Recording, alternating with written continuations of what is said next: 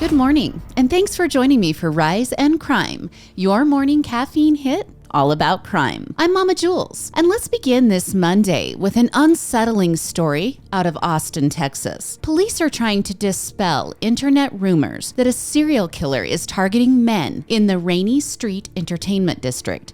In the last 10 months, 8 men, close in age, have died in Austin's Lady Bird Lake. 4 of those deaths occurred in the last 4 months, and all the men have been known to frequent the Rainy Street area. The most recent death occurred on April 15th when the body of John Christopher Hayes Clark, who was 30 years old, was pulled from the water. Law enforcement was quick to clarify that the initial investigation into Hayes Clark death raised no red flags and showed nothing suspicious. But residents weren't so quick to believe the story being told by law enforcement. Many of those who frequent Rainy Street were left uneasy as an obviously beefed up police presence is being felt on the lively nightlife area. University of Texas softball star and social media influencer Lauren Burke fanned the flames of distrust by posting a video somewhere near the Rainy Street trails at night, asking why there are police patrolling on ATVs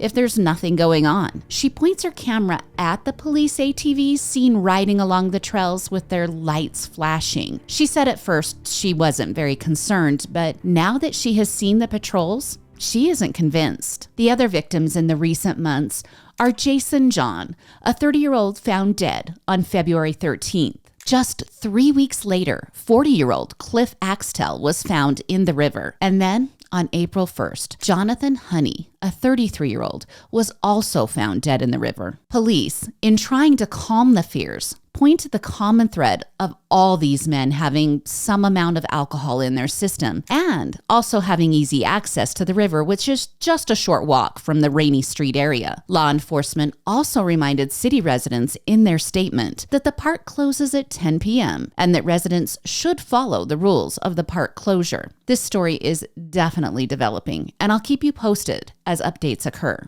All right, next up, let's do a quick recap on the disappearance and suspected murder of Anna Walsh. Anna Walsh is the mother of 3 young boys who was reported missing on January 4th by her employer, but Anna had a plane ticket for January 3rd that she did not use, and she never showed up at the airport. She was last seen by a family member in her rented Massachusetts home around 4 a.m. on New Year's Day. Well, new clues in Anna's suspected death were revealed in an arraignment this week for Brian Walsh. That's Anna's husband, who has been charged with the 39-year-old's murder. Brian has pleaded not guilty to charges of murder, as well as the charge of misleading police and improper conveyance of a human body. All right, basically that means the dismemberment of a body. He was indicted on those charges in March. The Commonwealth of Norfolk County believes that Brian actually killed Anna and dismembered and disposed of her body before January 3rd.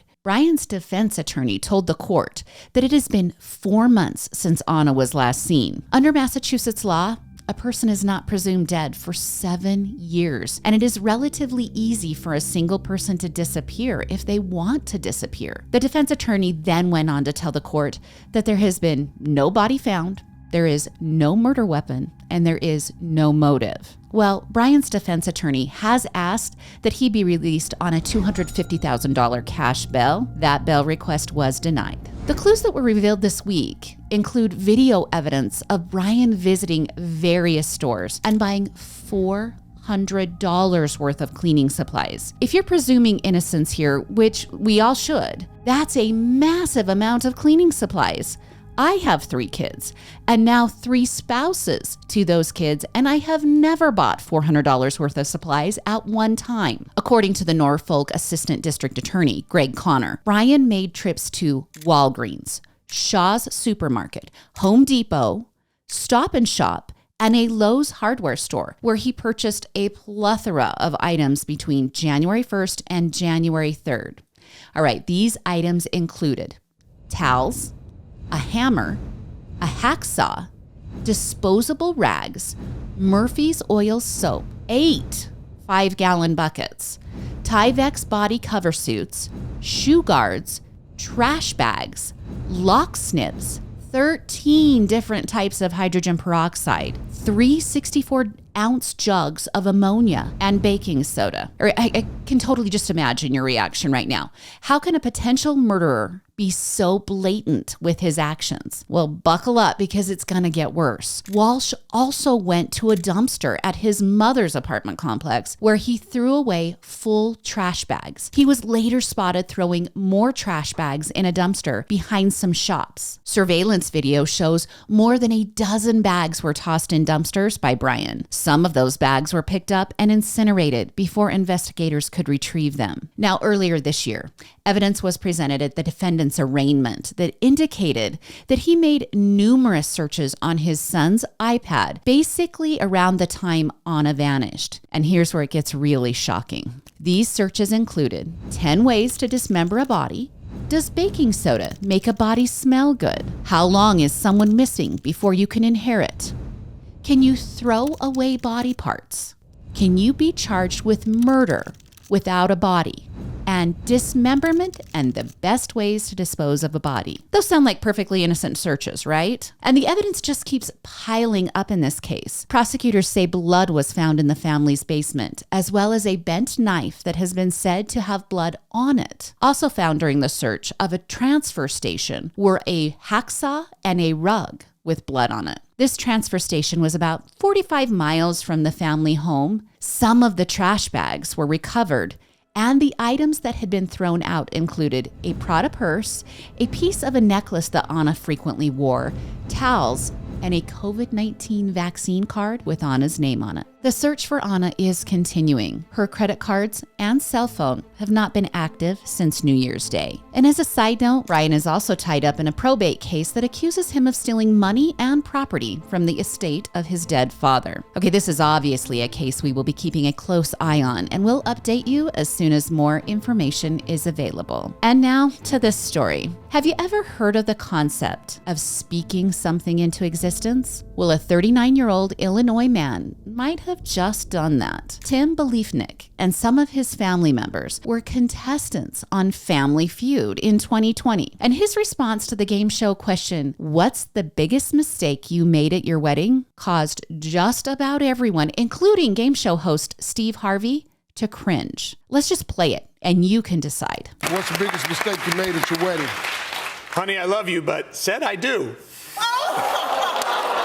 Not my mistake. I love my wife.